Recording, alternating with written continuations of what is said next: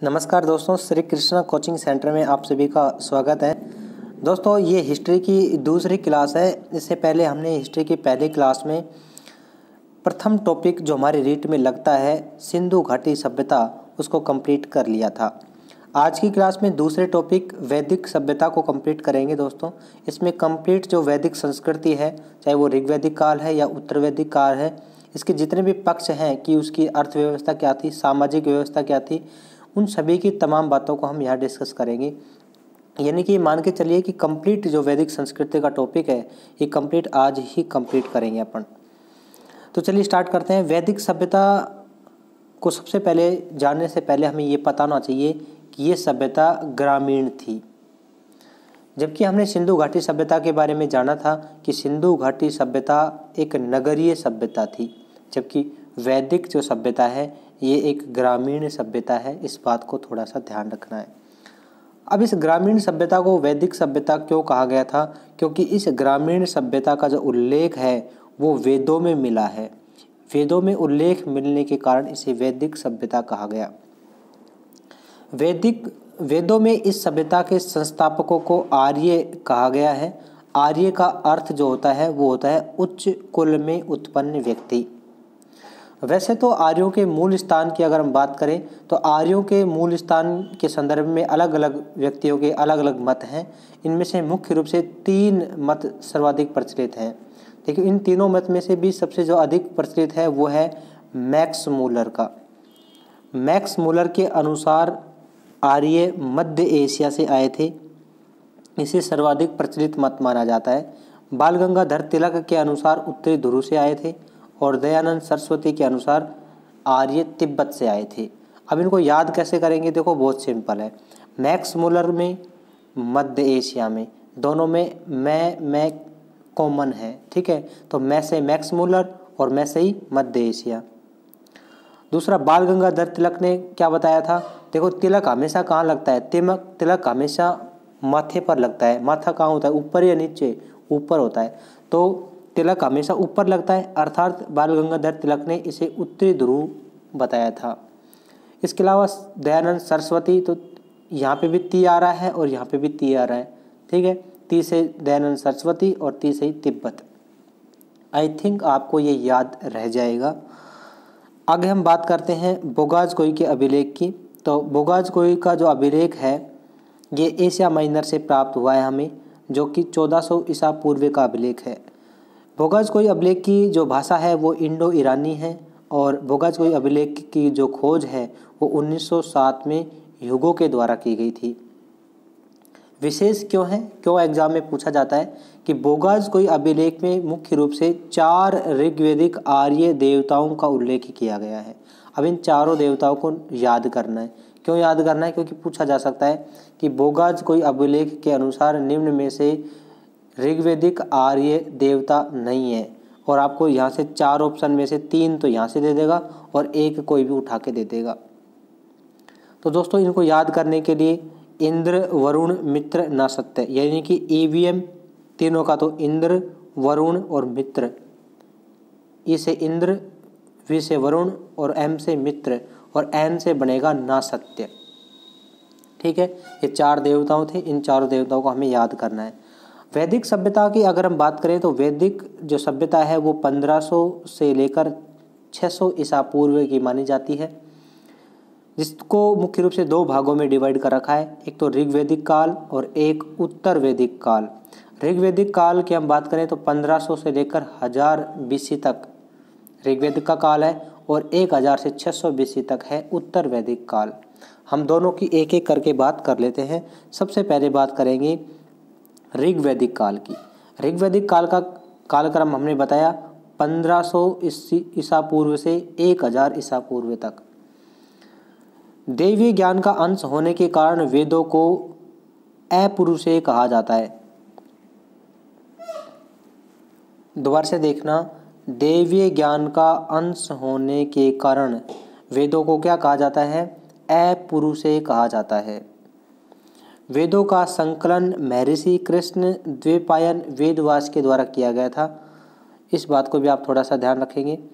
और वेदों की मुख्य रूप से संख्या की हम बात करें तो वेदों की 4 संख्या है। कितनी संख्या है? 4, अर्थात वेद 4 प्रकार के हैं। कौन कौन से हैं? एक तो है ऋग्वेद, दूसरा यजुर्वेद, तीसरा सामवेद और चौथा अथर्ववेद। ऋग्वेद की हम बात करते हैं तो इसमें आती है ऋचा। ऋचा यानी कि श्लोक जो कि देवताओं के लिए होते हैं। ऐसे श्लोक जो देवताओं के लिए होते हैं उन्हें ऋचा कहते हैं अपन। तो देवताओं के जो श्लोक हैं वो ऋग्वेद में वर्णित हैं। यजुर्वेद में कर्म कांड यानी कि यज्ञ हवन इत्यादि जो होते हैं वो यजुर्वेद में वर्णित हैं। इसके अलावा जो यजुर्वेद जो है वो गद्य व पद्य दोनों विधाओं में लिखा गया है। दोस्तों गद्य व पद्य दोनों विधाओं में लिखे गए ग्रंथ को अपन चंपू काव्य कहते हैं। तो ये चंपू काव्य की श्रेणी में आता है। कौन सा? यजुर्वेद। सामवेद, सामवेद में संगीत आता है यानी कि गायन आता है, अर्थात संगीत का जो जनक वेद है वो है सामवेद। इसके अलावा अथर्ववेद जो होता है उसमें जादू, टोना, टोटका इत्यादि जो क्रियाएं हैं वो सारी आती हैं। ठीक है, ये संक्षिप्त वर्णन था, अभी आगे डिटेल से भी हम बात करेंगे। चलिए अब जो प्रश्न बनता है उसकी हम बात कर लेते हैं। प्रश्न जो आता है वो आपसे पूछेगा, कोई भी वेद देगा और या तो उसके उपवेद से सुमेलित करा लेगा, या वेद दे के उसके रचनाकार से सुमेलित करा लेगा, या आपको वेद दे के उसके पुरोहित से सम्मिलित करा देगा। या पर्सनली भी पूछ सकता है कि ऋग्वेद का पुरोहित कौन होता है। तो ऋग्वेद का पुरोहित होता ही होता है। कौन होता है? होता। ठीक है। ऋग्वेद का उपवेद कौन है? तो ऋग्वेद का उपवेद आयुर्वेद है। और ऋग्वेद के रचनाकार कौन है? तो आपको बताना है धन्वंतरि। दोस्तों ये जो आपको अभी दिख रही है टेबल, इसका स्क्रीनशॉट ले लीजिए, बहुत ही इम्पोर्टेंट टेबल है। ये यजुर्वेद जो है इसका उपवेद धनुर्वेद है। यजुर्वेद के रचनाकार विश्वामित्र हैं। यजुर्वेद का पुरोहित अदर्वयु है। सामवेद का उपवेद गंधर्ववेद। गंधर्ववेद या सामवेद के जो रचनाकार हैं वो है भरत मुनि। और सामवेद का जो पुरोहित है वो है उद्गाता। ये भी इम्पोर्टेंट है। अथर्ववेद का जो उपवेद है वो शिल्पवेद है। और अथर्ववेद के रचनाकार विश्वकर्मा है। और अथर्ववेद के जो पुरोहित है वो ब्रह्मा है। दोस्तों अभी फिलहाल याद नहीं होंगे आपसे, आप इसको स्क्रीनशॉट ले लीजिए, बार बार आप देखेंगे इसको तो ऑटोमेटिक याद हो जाएगा। चलिए मैं आगे बढ़ता हूँ। वैदिक साहित्य के अंग की बात करें तो वैदिक साहित्य के मुख्य रूप से 6 अंग हैं, जिनमें वेद, श्रुति, स्मृतियाँ, ब्राह्मण, आरण्यक और उपनिषद। एक एक की हम बात करेंगे। सबसे पहले हम उठाते हैं वेद को। तो वेद होते कितने हैं? तो वेद होते हैं 4 वेद होते हैं, जिनमें से हम सबसे पहले लेते हैं ऋग्वेद को। 4 वेद हमने पढ़ लिए पहले। कौन कौन से होते हैं? ऋग्वेद होता है, और कौन सा होता है? यजुर्वेद होता है, सामवेद होता है और अथर्ववेद होता है। इनमें से पहला वेद है ऋग्वेद। ऋग्वेद को मानव जाति का प्राचीनतम ग्रंथ माना जाता है। सबसे पहला ग्रंथ भी ऋग्वेद को ही माना जाता है। ऋग्वेद की जो भाषा थी वो भारोपीय भाषा थी। और ऋग्वेद में कुल 10 मंडल हैं, 1028 सूक्त हैं और 10,552 श्लोक हैं। इन 10 मंडल में से कई बार प्रश्न पूछ लिया जाता है कि बताओ सबसे नवीनतम मंडल कौन से हैं। तो सबसे नवीनतम मंडल है 1 एवं 10 और सबसे प्राचीन मंडल जो है वो है 2 से 7। तो फिर 8 और 9 क्या है? 8 और 9 जो है वो मिश्रित मंडल है, ध्यान रखना है। टोटल मंडल कितने हैं? 10 मंडल हैं, जिनमें पहला और 10वां तो नवीनतम है और 2 से लेकर 7 तक क्या है? प्राचीन है और 8वां व 9वां मिश्रित मंडल है। अब इन 10 मंडलों में से प्रश्न किस प्रकार से आते हैं? तो देखो आपसे पूछ लेगा कि बताओ शूद्र शब्द का सर्वप्रथम प्रयोग कौन से मंडल में किया गया है। तो शूद्र शब्द का सर्वप्रथम उल्लेख ऋग्वेद के 10वें मंडल के पुरुष सूक्त में मिलता है। ठीक है, आगे हम बात करें तो ऋग्वेद के 3रे मंडल में गायत्री मंत्र का उल्लेख है, इस बात को भी ध्यान रखें। और ऋग्वेद के 7वें मंडल में 10 राज्य युद्ध का वर्णन है। दोस्तों ये भी बहुत इंपॉर्टेंट है, 10 राज्य युद्ध। 10 राज्य युद्ध की अगर बात करें तो ये रावी नदी के किनारे पर हुआ था। रावी नदी को पिछली बार पूछा गया था कि रावी नदी का प्राचीन नाम क्या है, तो परुष्णी नदी है, इस बात को भी ध्यान रखना। दशराग युद्ध जो है वो भरत जन के राजा सुदास और उसके साथ में 10 राजाओं के संघ के साथ में ये युद्ध हुआ था। मतलब भरत जन के राजा सुदास और 10 राजाओं के संघ के मध्य हुआ था, जिसमें राजा सुदास की विजय हुई थी। ये दशराग युद्ध है। ऋग्वेद में सर्वाधिक उल्लेख सिंधु नदी का मिलता है। सबसे प्रमुख नदी सरस्वती नदी है, यानी कि सबसे ज़्यादा उल्लेख तो कौन सी नदी का मिलता है, सिंधु नदी का। और सबसे प्रमुख नदी कौन सी थी, सरस्वती नदी, जिसे क्या कहा गया है ऋग्वेद में, नदी तमा कहा गया है, अर्थात सबसे पवित्र नदी कहा गया है। किसको, सरस्वती नदी को। ऋग्वेद में गंगा का एक बार में ही उल्लेख मिलता है। अब हम बात करते हैं नदियों के बारे में। तो नदियों से संबंधित जो सूक्त है वो है पुरुष सूक्त, यानी कि ऋग्वेद के जो 10वें मंडल है उसमें एक सूक्त दे रखा है पुरुष सूक्त, उसमें 19 नदियों का उल्लेख है। यानी कि वेदों में अगर बात करें तो टोटल वेदों में 31 नदियों का उल्लेख है। ऋग्वेद की हम बात करें तो ऋग्वेद में 25 नदियों का उल्लेख है और ऋग्वेद के 10वें मंडल के पुरुष सूक्त में 19 नदियों का उल्लेख है। पहला हो गया अपना ऋग्वेद। अब हम यजुर्वेद की तरफ बढ़ते हैं। यजुर्वेद को हमने बताया था कि यजुर्वेद गद्य व पद्य दोनों से मिलकर बना है, अतः इसे चंपू काव्य कहते हैं। और इसमें जो टोटल श्लोक हैं वो 1875 है। यजुर्वेद में कर्मकांड, यज्ञ, हवन, अनुष्ठान इत्यादि हैं। और अगर आपसे पूछा जाए कि शून्य का सबसे प्रथम बार उल्लेख किस वेद में किया गया था, तो यजुर्वेद में किया गया था। यजुर्वेद की मुख्य रूप से 2 शाखाएं हैं, एक शुक्ल यजुर्वेद और एक कृष्ण यजुर्वेद।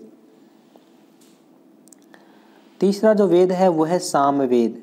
सामवेद को गायन वेद भी कहा जाता है। इस सामवेद को ही भारतीय संगीत का जनक कहा जाता है। अगर आपसे पूछा जाए सबसे कम ऐतिहासिक महत्व वाला वेद कौन सा है, तो आपको बताना है सामवेद सबसे कम ऐतिहासिक महत्व वाला वेद है। अथर्ववेद, अथर्ववेद में जादू, टोना, टोटका इत्यादि आते हैं।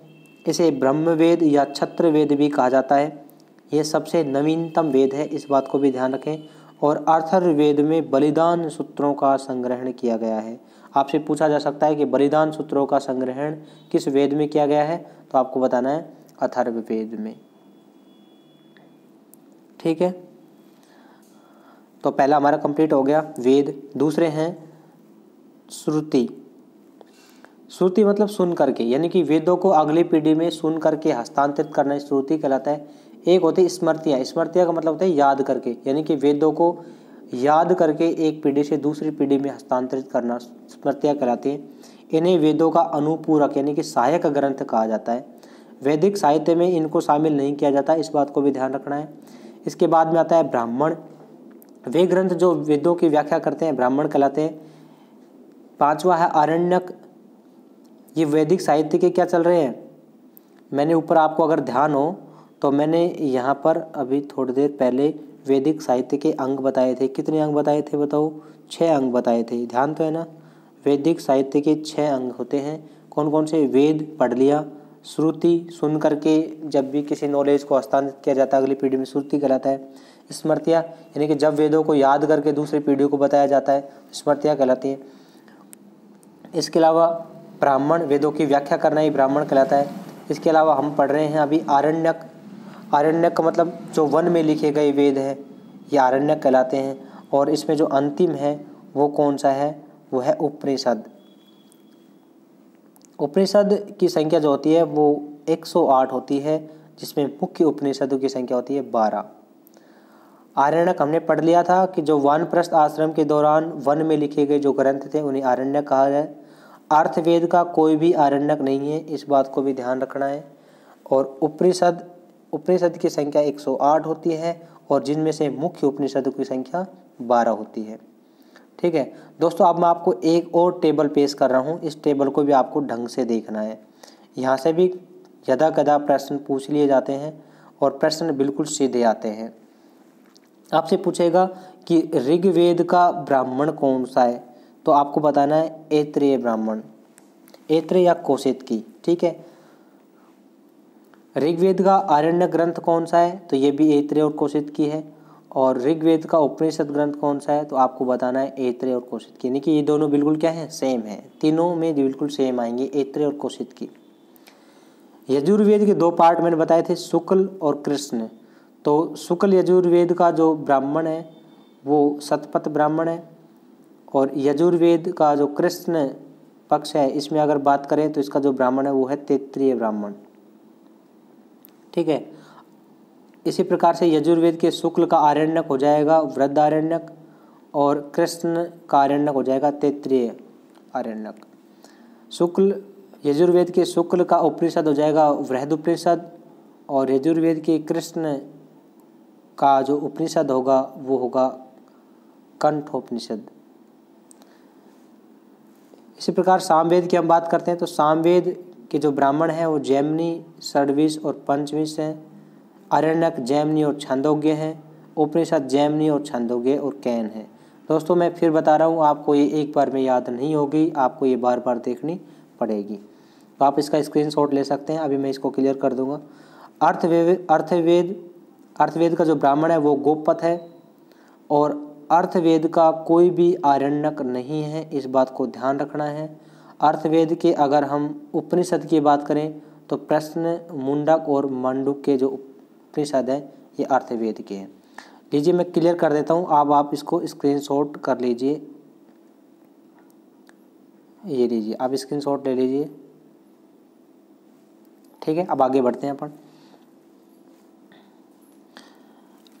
अब हम पढ़ते हैं वेदांगों को। वेदांग मतलब वेद के अंग। वेद के अंग कितने होते हैं? 6 अंग होते हैं। कौन कौन से? शिक्षा, कल्प, व्याकरण, निरुक्त, छंद और ज्योतिष। अब मैंने एक वेद रूपी पुरुष बना रखा है, इस वेद रूपी पुरुष को आप ढंग से देखना है।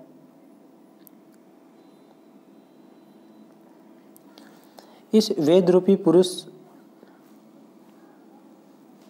में मुख्य रूप से कान की हम बात करें तो निरुक्त, आँख ज्योतिष, नाक शिक्षा, मुंह व्याकरण, भुजा कल्प और पैर क्या है? छंद। ये लिखना मैंने ध्यान नहीं रहा तो आप ध्यान रखिए। वेद रूपी पुरुष का जो पैर है वो छंद कहलाता है। तो कुल मिला के कितने अंग हो गए बताओ? 2, 2, 4, 2, 6। कितने अंग हो गए? 6 अंग हो गए। पहला निरुक्त, दूसरा ज्योतिष, तीसरा शिक्षा, चौथा व्याकरण, पांचवा कल्प और छठा छंद। ठीक है दोस्तों, वेद रूपी पुरुष के 6 अंग आपको ध्यान रखने हैं। अब हम बात करते हैं ऋग्वेदिक कालीन राजनीतिक जीवन। तो ऋग्वेद के बारे में अभी हमने पढ़ा था, अभी हम इसके राजनीतिक जीवन के बारे में बात करते हैं। तो जिस प्रकार से हमारा राजनीतिक जीवन की हम बात करते हैं वर्तमान में जो चल रहा है, जिसमें परिवार है, समाज, ग्राम, तहसील, जिला, राज्य, देश, उस प्रकार से बढ़ता चला जाता है। इसी प्रकार से ऋग्वेदिक काल में क्या होता था? ऋग्वेदिक काल में सबसे छोटी इकाई परिवार होती थी, उसके बाद में कुल, फिर ग्राम, फिर विश्व, फिर जन, फिर राष्ट्र। परिवार के मुखिया को गृहपति कहा जाता था, कुल के मुखिया को कुलूप कहा जाता था, ग्राम के मुखिया को ग्रामीणी कहा जाता था, विश्व के मुखिया को विश्वपति कहा जाता था, जिला के मुखिया को गोप, रक्षक या राजन कहा जाता था, और राज्य यानी कि राष्ट्र के मुखिया को सम्राट, अधिपति या पदवी कहा जाता था। ठीक है। सभा व समितियां होती थी इसमें। सभा व समितियों को प्रजापति की 2 पुत्रियों के समान माना गया है। किसमें? ऋग्वेद में। इस बात को भी ध्यान रखना है। और दूसरी बात यह है कि क्या सभा व समितियों में महिलाओं को भाग लेने की अनुमति थी? तो बिल्कुल, इस बात को भी ध्यान रखना है कि सभा में महिलाओं को भाग लेने की अनुमति थी, और सभा में जो महिलाएं भाग लेती थी उन्हें सभावती कहा जाता था। सभा में बुजुर्ग एवं विद्वान लोग भाग लेते थे, जबकि समिति में कुलीन, धनाढ्य, ब्राह्मण व युवा वर्ग भाग लेते थे। समिति के अध्यक्ष को ईशान कहा जाता था। इस बात को भी आपको ध्यान में रखना है। या नोट लगा के एक चीज और लिख रखी थी कि आर्यों की प्राचीनतम जो संस्था थी उसे अपन विदत कहते थे। तो ऋग्वेदिक कालीन राजनीतिक जीवन खत्म हो गया। अब हम बात करते हैं ऋग्वेदिक कालीन सामाजिक जीवन की। तो सामाजिक जीवन में सबसे पहले परिवार से स्टार्ट करते हैं। तो परिवार था पितृसत्तात्मक। कैसा परिवार था? ऋग्वेद में पितृसत्तात्मक परिवार था और संयुक्त परिवार प्रथा प्रचलित थी, यानी कि सभी एक जगह मिलजुल के रहते थे। परिवार के मुखिया को गृहपति कहा जाता था, ये हम पढ़ चुके हैं। और यहाँ पर इम्पोर्टेंट जो बात है वो गाय को अघन्या कहा जाता था। अघन्या का मतलब होता है न मारने योग्य, ठीक है। उस समय गाय जो होती थी वो वस्तु विनिमय का साधन मानी जाती थी, यानी कि जिस प्रकार से वर्तमान में जिस व्यक्ति के पास में पैसे सर्वाधिक होते हैं उन्हें अपन धनी व्यक्ति मानते हैं, अमीर मानते हैं, तो उस प्रकार से उस समय जो कैलकुलेशन की जाती थी धनी या अमीर व्यक्ति की, तो उसमें गाय देखी दी जाती थी। जिस व्यक्ति के पास में जितनी अधिक गायें होगी वो व्यक्ति उतना ही अधिक धनी माना जाता था। गौ शब्द का जो उल्लेख है, पूछा जा सकता है कि गौ शब्द का उल्लेख ऋग्वेद में कितनी बार मिलता है, तो आपको बताना है 176 बार मिलता है। उस समय क्या पहनावा था, हम इसकी भी बात कर लेते हैं क्योंकि हम सामाजिक जीवन की बात कर रहे हैं। तो उस समय जो पहनावा था, पुरुषों के द्वारा सिर पर पहनी जाने वाली जो पगड़ी थी उसे क्या कहा जाता था ऋग्वेद में, उसे कहा जाता था उष्णीय। दोस्तों होने को तो पहनावा और भी बहुत सारे थे, लेकिन जो मैंने एग्जाम के पॉइंट ऑफ व्यू से, रीड के पॉइंट ऑफ व्यू से मैंने इसको कलेक्ट किया है, यही सर्वाधिक पूछे जाते हैं, केवल आपको यही ध्यान रखने हैं। ऊन से बना हुआ वस्त्र उस समय अंत का कहलाता था। ऊपर से ओढ़ा जाने वाला वस्त्र वास कहलाता था, जिस प्रकार से अभी शॉल ओढ़ते हैं अपन, ऐसा वस्त्र वास कहलाता था। और महिलाओं का स्वर्ण आभूषण निष्क कहलाता था, इस बात को भी ध्यान रखना। ऋग्वेद में महिलाओं की स्थिति की हम बात करें तो ऋग्वेद में जो महिलाओं की स्थिति है वो सम्मानजनक थी। कैसी थी? सम्मानजनक थी। हालांकि उत्तर वैदिक काल में जब जाएंगे हम तो महिलाओं की स्थिति खराब हो जाएगी, लेकिन ऋग्वेद के काल में महिलाओं की स्थिति सम्मानजनक थी। उपनयन संस्कार का जो अधिकार था वो भी महिलाओं को दिया गया था, यानी कि महिलाएं गुरुकुल में जाके शिक्षा प्राप्त कर सकती थी। पुरुषों के साथ में शास्त्रार्थ करने का अधिकार भी महिलाओं को दिया गया था। इसके एग्जाम्पल आपने देखे होंगे वैदिक कालीन विदुषियों के, इसमें श्रद्धा, घोषा, अपाला, चंपा, लोपामुद्रा इत्यादि जो विदुषियाँ थी ये पुरुषों के साथ में शास्त्रार्थ करती थी। इनके नामों का उल्लेख ऋग्वेद में मिलता है। विवाह के समय कन्या उपहार दिया जाता था, जिसे अपन वस्तु कहते थे, यानी कि जब विवाह होता था तो कन्या को उपहार के रूप में दिया जाता था, जिसे वस्तु कहा जाता था। और आजीवन अविवाहित रहने वाली महिलाओं को अमाजू कहा जाता था ऋग्वेद काल में, ठीक है। अब हम ऋग्वेदिक कालीन वर्ण व्यवस्था की बात करते हैं। तो ऋग्वेदिक कालीन वर्ण व्यवस्था की अगर हम बात करें तो ऋग्वेद के 10वें मंडल के पुरुष सूक्त में 4 वर्णों का उल्लेख किया गया है। 4 वर्ण कौन कौन से हैं? ब्राह्मण, क्षत्रिय, वैश्य और शूद्र।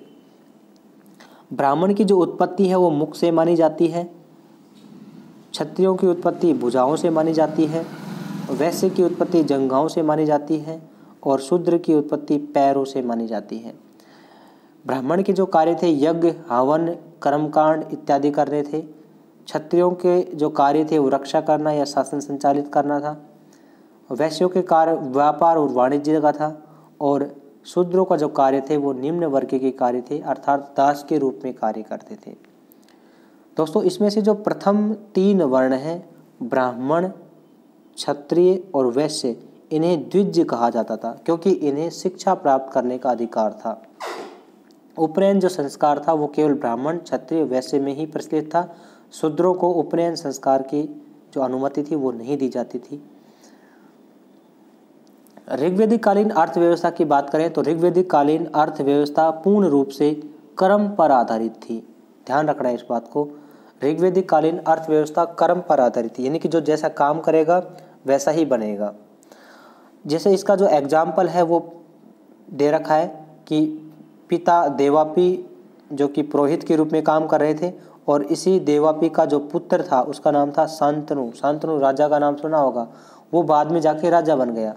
यानी कि अगर वंश पर आधारित होती तो देवापी का पुत्र शांतनु पुरोहित ही बनता, क्योंकि देवापी क्या था? पुरोहित था। तो इसका पुत्र भी क्या बनता? पुरोहित बनता। अगर किस पे आधारित होती? वंश पे आधारित होती।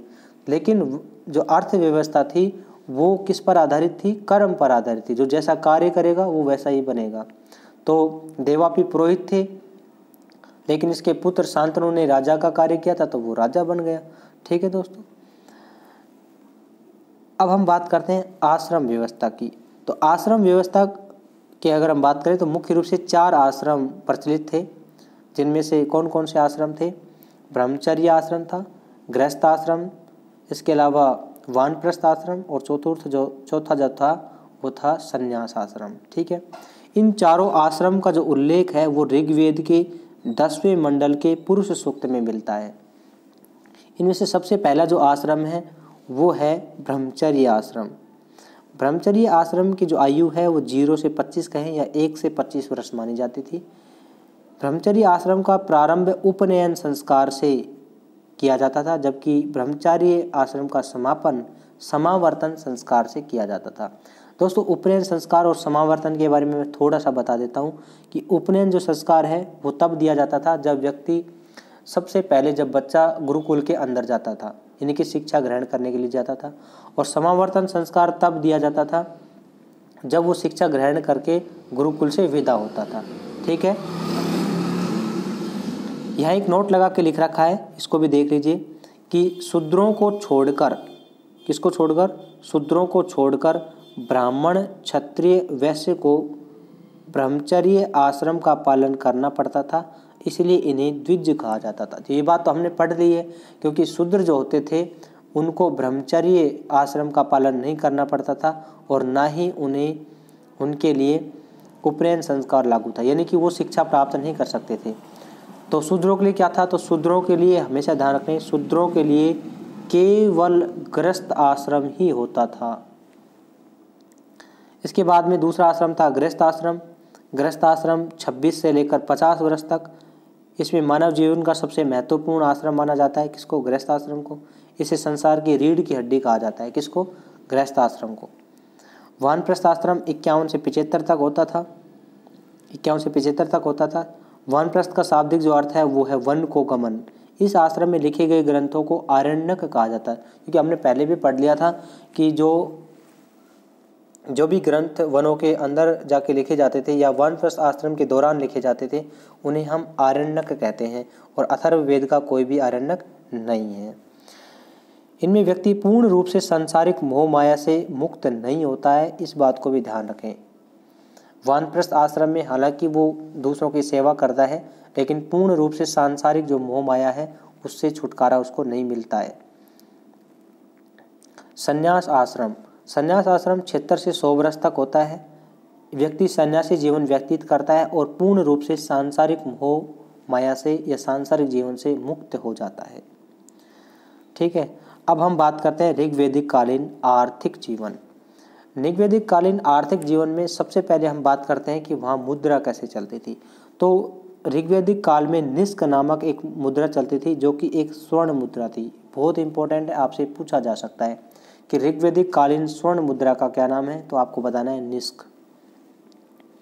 खेतीबाड़ी का क्या सिस्टम था? तो मुख्य रूप से व्यवसाय की अगर हम बात करें तो खेती और पशुपालन पे ही डिपेंड था।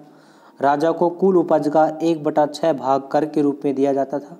सिंचाई के लिए प्रयुक्त कुओं को अवत कहा जाता था, और जबकि जो कृत्रिम जलाशय हैं उनको कुप्य कहा जाता था। कृत्रिम जलाशयों को क्या कहा जाता था? कुप्य कहा जाता था। कृषि योग्य भूमि को उर्वरा कहा जाता था। ऋग्वेद में केवल जो यानी कि यव का उल्लेख मिलता है। दोस्तों, ये बहुत ही इंपॉर्टेंट है। सिंचाई के लिए प्रयुक्त कुओं को क्या कहा जाता? अवत कहा जाता था। राजाओं को कुल उपज का कितना भाग कर के रूप में देना पड़ता था? 1/6 भाग देना पड़ता था। ठीक है, चलिए आगे बढ़ते हैं। ऋग्वेदिक कालीन धार्मिक जीवन की हम बात करते हैं। तो ऋग्वेदिक कालीन धार्मिक जीवन में अगर हम बात करें तो ऋग्वेदिक जो आर्य थे वो प्रकृति की पूजा करते थे। प्रमुख देवता के रूप में सूर्य को मानते थे, सूर्य की पूजा की जाती थी, जबकि प्रथम देवता के रूप में इंद्र को माना जाता था। प्रमुख देवता किसको मानते थे? सूर्य को। और प्रथम देवता किसको मानते थे? इंद्र को। ध्यान रखना है। ऋग्वेद में इंद्र के लिए 250 श्लोक मिलते हैं। ऋग्वेद में इंद्र के लिए 250 श्लोक मिलते हैं, जबकि ऋग्वेद में इंद्र को पुरंदर कहा गया है, इस बात को भी ध्यान रखना है। और इंद्र की सर्वाधिक प्रतिस्पर्धा अग्नि के साथ थी, इसी वजह से अग्नि के लिए ऋग्वेद में 220 श्लोक मिलते हैं। तो यहाँ पर इंद्र की जगह आप कर लीजिए अग्नि। अग्नि थोड़ी मिस्टेक है ना। ऋग्वेद में इंद्र के लिए तो कितने श्लोक मिलते हैं? 250 मिलते हैं। और अग्नि के लिए कितने मिलते हैं? 220 मिलते हैं। तो अगर हम सबसे बात करें तो इसमें प्रमुख देवता के रूप में तो इंद्र है प्रथम देवता तो, और इसके बाद में इसकी जो प्रतिस्पर्धा है किसके साथ में, अग्नि के साथ में, क्योंकि इसके बाद में दूसरे नंबर पे कौन ही है, अग्नि है। ठीक है, प्रार्थना की अगर बात करें, स्तुति की अगर बात करें तो प्रार्थनाओं का पितामह बृहस्पति को माना जाता है। ठीक है, ये मैंने थोड़ा पेज खाली छोड़ रखा है, अगर इसका प्रिंट आउट ले सकते हैं आप, लेना चाहे तो। बाद में मान लीजिए ऋग्वेद में कोई भी आपके फैक्ट जुड़ते हैं तो आप इसमें इंक्लूड कर लीजिए बाद में। ठीक है, तो ऋग्वेद आपका हो गया खत्म। अब हम बात करते हैं उत्तर वैदिक काल की, क्योंकि वैदिक सभ्यता को हमने 2 भागों में डिवाइड किया था। मैं फिर से बता देता हूँ एक बार, वैदिक सभ्यता को हमने 2 भागों में डिवाइड किया था। एक बात करी थी हमने ऋग्वैदिक काल की, ठीक है, ऋग्वेद की, और दूसरी बात करी थी हमने उत्तर वैदिक काल की। ठीक है, ऋग्वेद को हमने कहाँ से कहाँ तक बताया था, 1500 से लेकर 1000 तक। ठीक है, 1000 ईसा पूर्व तक, BC तक। और उत्तर वैदिक काल को डिवाइड किया गया है 1000 से लेकर 600 BC तक। ठीक है, तो अब उत्तर वैदिक काल की ही हम बात करते हैं। उत्तर वैदिक काल को 1000 से 600 BC तक डिवाइड किया गया है। इस काल में सभा व समिति का अस्तित्व जो था वो समाप्त हो गया था। सभा को राजा की प्रिवी काउंसिल बना दिया गया था। साथ ही राज्य का कोई भी स्वरूप जो था वो कबीलाई न होकर क्षेत्रीय हो गया था। इसी के साथ में ही क्षेत्रवाद की जो भावना है उसने अपना जन्म ले लिया था। यानी कि दोस्तों पहले क्या कह रहा है ये, कि पहले जो सभा और समिति चलती थी ऋग्वैदिक काल में, अब वो समाप्त हो गई थी। सभा जो थी उसको राजा की प्रिवी काउंसिल बना दिया गया था। यानी कि जो पहले सभा न्याय करती थी, सभा और समिति जो न्याय करती थी, उसका जो पद है अब राजा ने ले लिया है। यानी कि अब न्याय कौन करेगा उत्तर वैदिक काल में, राजा करेगा। दूसरी बात, जो राज्य का स्वरूप था कबीलाई था, सभी जगह एक जगह इकट्ठे होकर रहते थे। अब वो क्षेत्रीय हो गया है, क्षेत्र विशेष रूप में बट गया है। सभी ने अपने अपने टुकड़े अलग अलग बना लिए हैं। इसी के साथ में ही क्षेत्रवाद की भावना में जन्म ले लिया, क्योंकि सभी अपने अपने क्षेत्र में निवास करने लगे। इसी भावना के फलस्वरूप आपसी संघर्ष बढ़ा है। आपसी संघर्ष हुआ और बड़े बड़े क्षेत्रों द्वारा छोटे छोटे क्षेत्रों को जीत लिया गया। इसी प्रकार आगे जन से बढ़कर जनपद बढ़ गए और जनपद से बढ़कर महाजनपद बढ़ गए। क्योंकि बाद में हमने लास्ट इकाई जो पढ़ी थी ऋग्वैदिक काल की, ऋग्वैदिक काल की प्रथम इकाई के रूप में हमने परिवार को पढ़ा था, और अंतिम इकाई के रूप में हमने पढ़ा था जन या राष्ट्र पढ़ा था लास्ट में।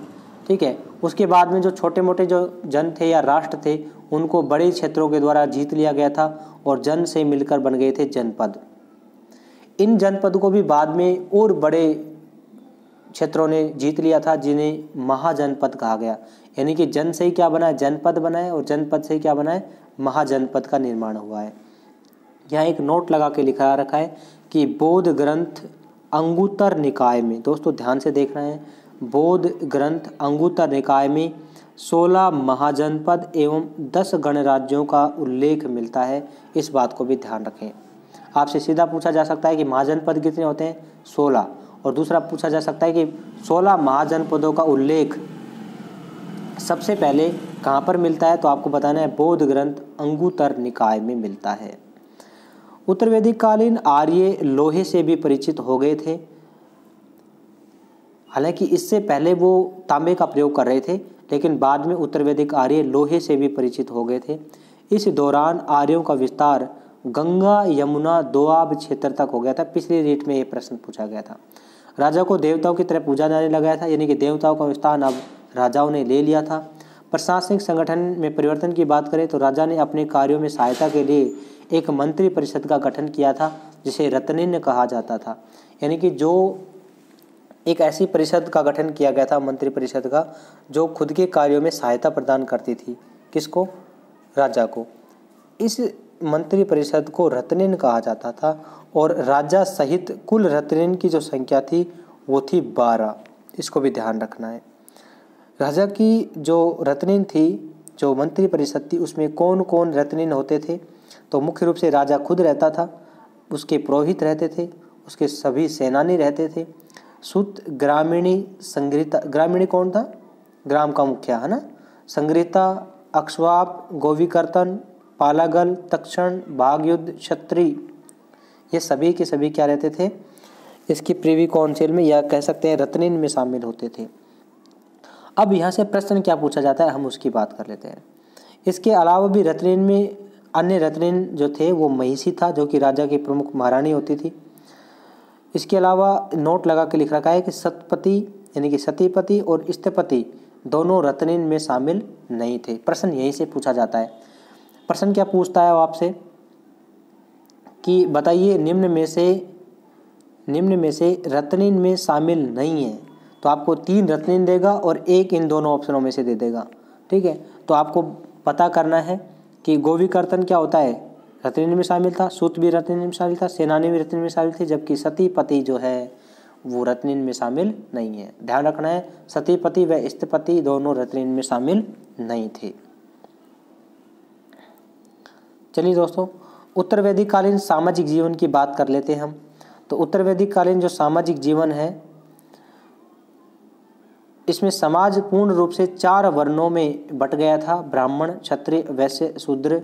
परिणाम स्वरूप मिश्रित जातियों का प्रादुर्भाव हुआ, क्योंकि जब अलग अलग बट गए तो सभी शादी विवाह भी करेंगे, शादी विवाह करेंगे तो अलग अलग जातियां निर्मित होंगी। अतः विवाह के प्रमुख रूप से 2 प्रकार प्रचलन में आए थे।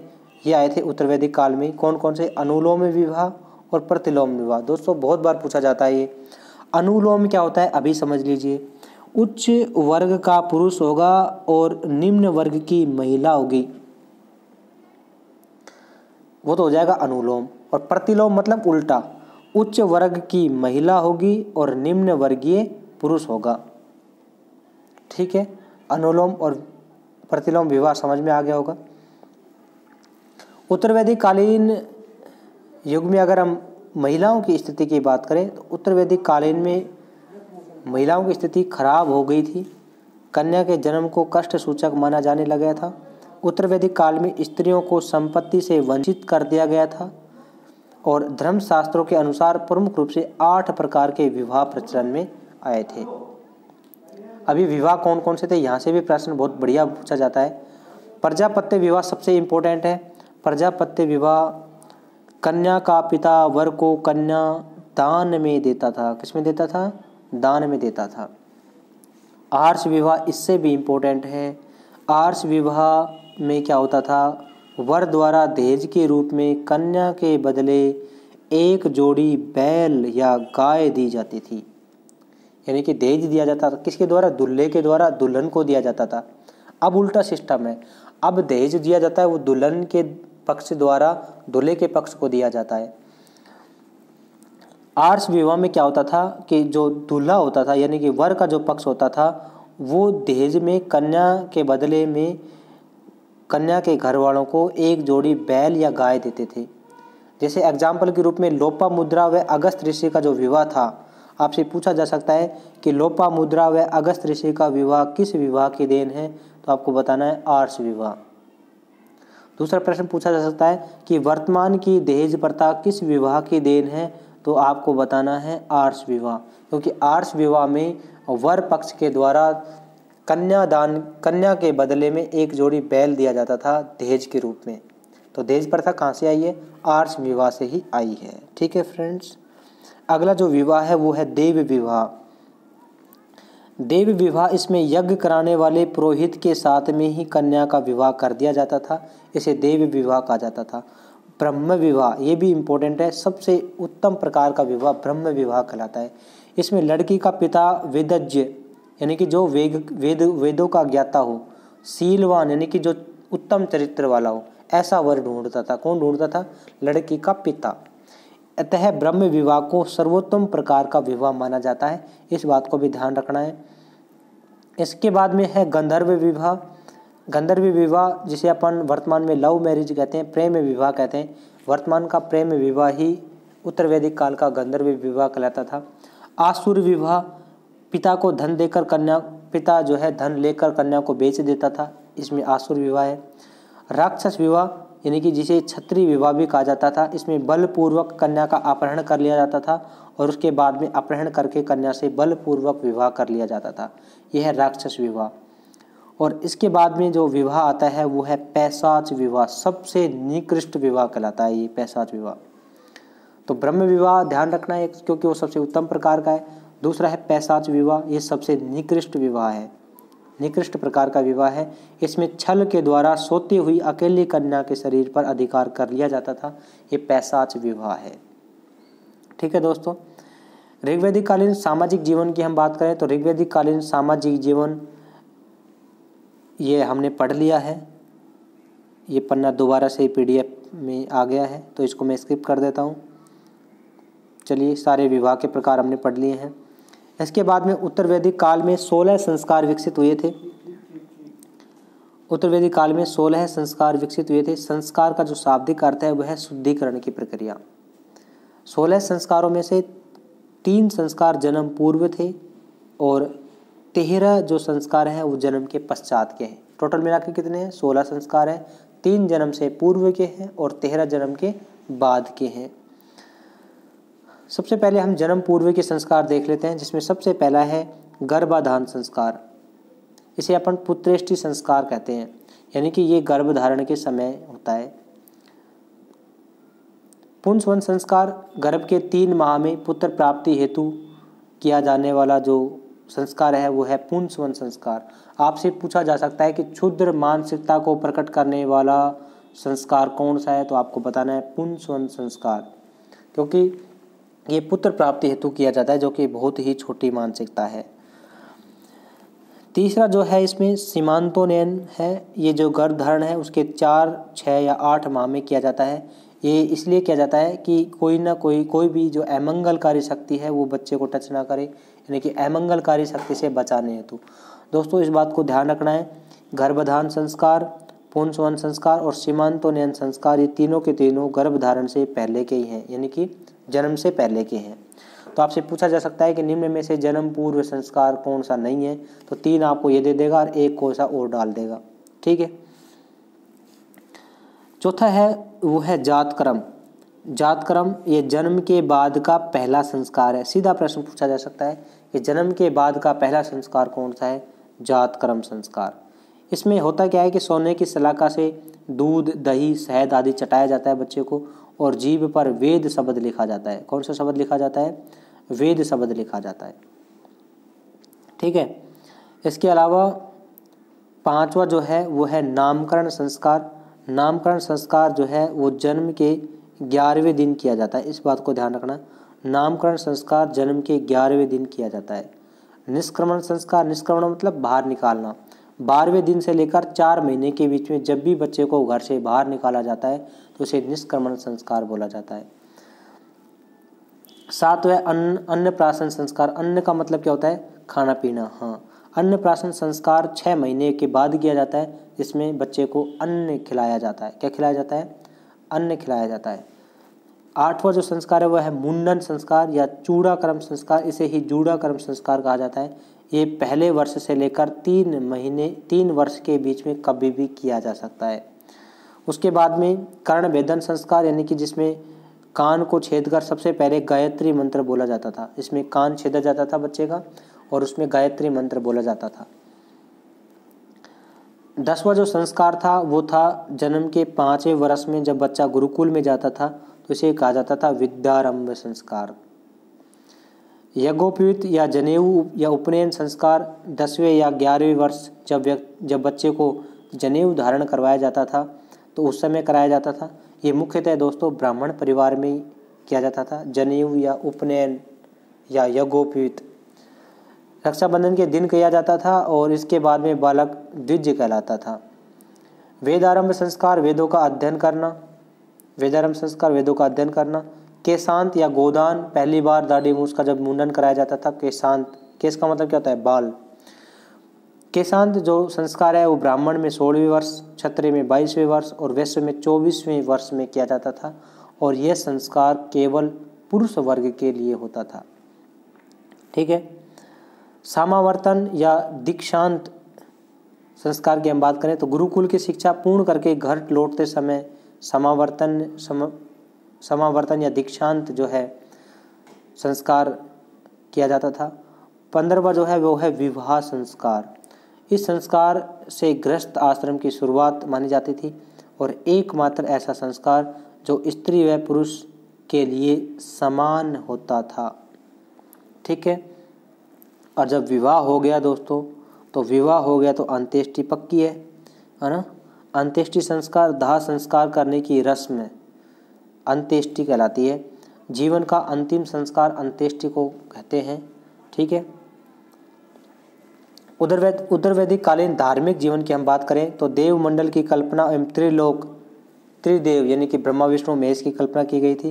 विश्व में पहले जन्म व्यक्ति विश्वकर्मा कहा जाता है, यानी कि विश्व में पहले जन्मे व्यक्ति को क्या कहा जाता है? विश्वकर्मा कहा जाता है। आर्य अपने मन में उठे प्रश्नों का उत्तर अन्यत्र ढूंढने का प्रयास करते थे, अतः उपनिषदों की रचना भी कब हुई? उत्तर वैदिक काल में हुई। इसके अलावा उत्तर वैदिक काल में यज्ञों पर बल दिया गया और यज्ञ जो होते थे वो कई दिनों तक चलते थे। ब्राह्मणों के द्वारा किए जाने वाले यज्ञों को स्रोत कहा जाता था, इस बात को भी ध्यान रखना है। यज्ञों में मुख्य रूप से हम बात करें तो सबसे इम्पोर्टेंट जो यज्ञ है वो है राजसूय यज्ञ। जब राजा सिंहासन पर बैठता था, सिंहासन रूढ़ होता था, तब ये यज्ञ किया जाता था। इसमें मुख्य रूप से इंद्र व प्रजापति की पूजा की जाती थी। दूसरा था वाजपेय यज्ञ। राजा में देवीय शक्तियों के आरोपण हेतु, ये तो आपको पता है कि देवताओं का स्थान राजा ने ले लिया था, तो राजा में देवताओं को भरवाने के लिए ये वाजपेय यज्ञ किया जाता था। इस वाजपेय यज्ञ में घुड़दौड़ होती थी। आपसे पूछा जा सकता है कि किस यज्ञ में घुड़दौड़ होती थी, तो आपको बताना है वाजपेय यज्ञ में। ठीक है। राजा जो है देवी शक्ति के रूप में पूजा जाता था और राजाओं में ही जो देवताओं को भरवाने के लिए ये वाजपेय यज्ञ करा जाता था। अश्वमेध यज्ञ बहुत ही इम्पोर्टेंट है। अश्वमेध यज्ञ जो है ये राजा के चक्रवर्ती होने के लिए किया जाता था। ये 1 वर्ष तक चलता था। कब तक चलता था? 1 वर्ष तक चलता था। और अश्वमेध यज्ञ की एक खासियत है कि इस यज्ञ के दौरान राजा के साथ में उसकी अर्धांगिनी यानी कि उसकी जो पत्नी है उसका बैठना अनिवार्य था। जैसे आपने पता होगा कि रामायण में श्री राम ने अश्वमेध यज्ञ कराया था, तो उस समय तो राम को तो वनवास हो गया था, है ना। तो राम ने जो है सोने की जो सीता है वो बनवाई थी। ठीक है। इस अश्वमेध यज्ञ में एक घोड़ा छोड़ा जाता है। ठीक है। अश्वमेध यज्ञ में क्या छोड़ा जाता है? घोड़ा छोड़ा जाता है। तो राम ने भी एक घोड़ा छोड़ा था जिसको लव कुश ने पकड़ लिया था। आपको पता होगा पूरी कहानी। यज्ञ की समाप्ति पर राजा को राजा अधिराज की उपाधि मिलती थी, यानी कि राजाओं का राजा। राज अधिराज का मतलब होता है राजाओं का राजा। तो अश्वमेध यज्ञ सबसे इम्पोर्टेंट है। फिर से बता देता हूँ कि जब भी कोई राजा को चक्रवर्ती बनना होता था तो वो अश्वमेध यज्ञ कहलाता था। इस यज्ञ में एक घोड़ा छोड़ दिया जाता था, जो कि जितने स्थान तक घोड़ा जाता था उस स्थान तक उस राजा का राज्य यानी कि जो है राज्य का विस्तार माना जाता था। अगर कोई राजा उस घोड़े को पकड़ लेता था तो उसको उस राजा के साथ में युद्ध करना पड़ता था। ठीक है। चौथा जो है इसमें वो है अग्निष्टोम यज्ञ। इस यज्ञ में सोम रस पीसा जाता था। अग्निष्टोम यज्ञ में सोम रस पीसा जाता था। इस यज्ञ में अग्नि को पशु बलि दी जाती थी और इस यज्ञ में पहले व बाद में यज्ञिक व उसकी पत्नी को 1 वर्ष तक सात्विक जीवन जीना पड़ता था। सोम रस का जो उल्लेख है मुख्य रूप से ऋग्वेद के 9वें मंडल में है, इस बात को भी ध्यान रखना है। छोटे छोटे यज्ञ और हैं जिसमें है पुरुषमेध यज्ञ। पुरुषमेध यज्ञ में पुरुष की बलि दी जाती थी। पुत्रेष्टि यज्ञ पुत्र की प्राप्ति हेतु किया जाने वाला। कृष्टि यज्ञ अकाल के समय वर्षा के लिए किया जाने वाला जो यज्ञ था वो कृष्टि यज्ञ कहलाता था। भूत यज्ञ समस्त जीवों के प्रति कृतज्ञता प्रकट करने के लिए भूत यज्ञ का प्रयोग किया, भूत यज्ञ करवाया जाता था। नोट लगा के एक चीज़ लिख रखी है कि ऋग्वेद में शरीर को 5 तत्वों से निर्मित होने की बजाय केवल 1 तत्व यानी कि जल से निर्मित होना बताया गया है। किसमें? ऋग्वेद में। उत्तर वैदिक कालीन आर्थिक जीवन की हम बात करें तो उत्तर वैदिक कालीन आर्थिक जीवन में जो था वो कृषि व पशुपालन पर आधारित था। उत्तर वैदिक काल में जो मुद्रा थी वो शतमान, कृष्णल और पाद ये मुद्राएं चलती थी। शतमान मुद्रा सबसे इम्पोर्टेंट है क्योंकि इस मुद्रा का प्रयोग केवल ब्राह्मण को दक्षिणा देने हेतु प्रयोग में लाया जाता था। उत्तर वैदिक कालीन जो आर्य थे वो लोहे से भी परिचित हो गए थे। हालांकि लोहे से पहले वो तांबे का प्रयोग कर रहे थे, लेकिन उत्तर वैदिक काल में लोहे से भी परिचित हो गए थे लोग। लोहे को उत्तर वैदिक काल में श्याम अयस्क कहा जाता था, श्याम या कृष्ण अयस्क कहा जाता था। जबकि तांबे को लोहित अयस्क कहा जाता था। व्यापारी वर्ग के लिए श्रेष्ठी, गण, गणपति आदि शब्दों का प्रयोग किया जाता था। यानी कि मुख्य रूप से आपको ध्यान रखना है, व्यापारी वर्ग के लिए श्रेष्ठी और व्यापारी वर्ग के मुखिया को श्रेष्ठिन कहा जाता था। उत्तर वैदिक काल में केवल वैश्य लोग ही कर चुकाते थे, जिसे शतपथ ब्राह्मण में बलि कहा जाता था। उत्तर वैदिक काल में स्त्रियों को संपत्ति से वंचित कर दिया गया था। और वर्ण व्यवस्था की अगर हम बात करें तो सबसे पहले वर्ण व्यवस्था का जो उल्लेख है वो जाबाली उपनिषद में मिलता है, और आश्रम व्यवस्था का जो उल्लेख है वो छांदोग्य उपनिषद में मिलता है। आश्रम व्यवस्था को मुख्य रूप से 2 भागों में डिवाइड किया गया है। आश्रम कुल 4 हैं, जिसमें से 3 आश्रम का उल्लेख छांदोग्य उपनिषद में मिलता है, और चौथा जो आश्रम है संन्यास आश्रम, इसकी स्थापना उत्तर वैदिक काल के बाद की मानी जाती है। वैदिककालीन प्रमुख शब्द हैं जिनके वर्तमान नाम हैं जो पूछ लिए जाते हैं। उर्वरा जो है, जिसमें जुता हुआ खेत आता है, यानी कि आपसे पूछ लिया जाता है कि जुते हुए खेत को वैदिक काल में क्या कहा जाता था, तो आपको बताना है उर्वरा। हल से बनी नालियों को उत्तर वैदिक काल में क्या कहा जाता था, आपको बताना है सीता। बैल को क्या कहा जाता था, वृक्क कहा जाता था। गाय को क्या कहा जाता था, अष्टकर्णी कहा जाता था। ठीक है, गाय को अगन्या भी माना जाता था, इस बात को भी ध्यान रखने। यानी कि इसके बाद में लास्ट जो चीज़ है वो भी हम बता देते हैं आपको। वैदिक लोगों द्वारा सर्वप्रथम तांबा धातु का प्रयोग किया गया था, जो कि हमने बहुत पहले बता दिया आपको। ठीक है, वैसे बाद में ये लोहे से भी परिचित हो गए थे। ठीक है, ठीक है दोस्तों, ये थी आपकी वैदिक सभ्यता और कंप्लीट वैदिक सभ्यता है। इसमें हमने लगभग कितनी टाइम लिया है, लगभग 51 मिनट 52 मिनट का समय लगा है। ठीक है दोस्तों, मिलते हैं अगली क्लास में, तब तक के लिए धन्यवाद।